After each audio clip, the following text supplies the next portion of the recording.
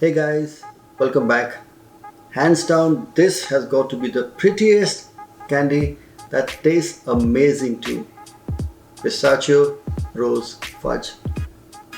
We tend to make boxes of these for our friends and family over the festive season. But I look for every and frankly any excuse to make it and well eat it too. So let's get cooking. We start making the fudge by adding milk powder into a glass bowl. Transfer all the milk powder into a bowl and lightly spread it around. In this, we'll go with the melted butter into small batches, never all together. Never use cold butter or butter at room temperature. It has to be melted because it is slightly warm, and when you mix it together, the milk particles begin to actually break down and become a smooth paste. But always add the melted butter into small batches. Whisk it together. You can use just butter to make a very soft mixture, but it becomes very heavy and you don't want to have a fudge or a barfi which is very heavy to eat. So there is a cheat, and the cheat is by actually adding warm milk. So you warm the milk, bring it to a room temperature or slightly warm, and add it to the fudge mixture or the milk mixture.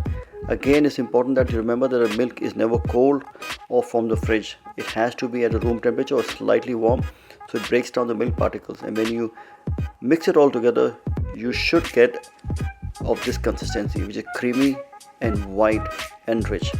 We're going to add cardamom powder to give it a very nice flavor. Cardamom and milk is a classic combination, always works well. You can use cinnamon powder if you like, but this is the rose fudge or the rose barfi, so I'm going to add in rose essence. Mix it all together and keep it aside to cool down. For the sugar syrup, add water into a heavy bottom pan and add the sugar and bring the mixture to a boil. And we need the consistency of the sugar syrup to be slightly thick, not overly thick. And once it comes to that stage, gently pour in the milk and the butter mixture and keep whisking it regularly and cook the mixture till it thickens and reduces. So basically the water will evaporate and what you will get is a thick, milky, sweet and aromatic mixture with rose and cardamom. Chop some rose petals for the garnish, and in a roasting tray add a greaseful paper and line it with some softened butter. And the reason for that is because that will hold the garnish, and the garnish this instance is chopped pistachios and the dried rose petals. So the colors are very nice and pink and green, and on top of that we then pour in our milk mixture.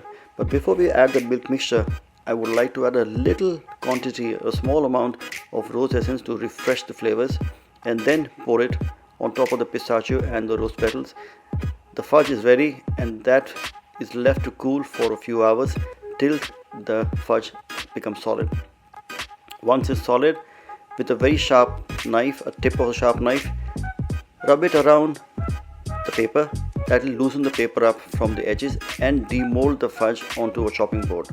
And there you look at it. Then gently peel off the greaseful paper and slice the fudge into your desired shape. I love to just have them into little large stick pieces or into squares. They always work well. Look at the colors. It's already beginning to look nice.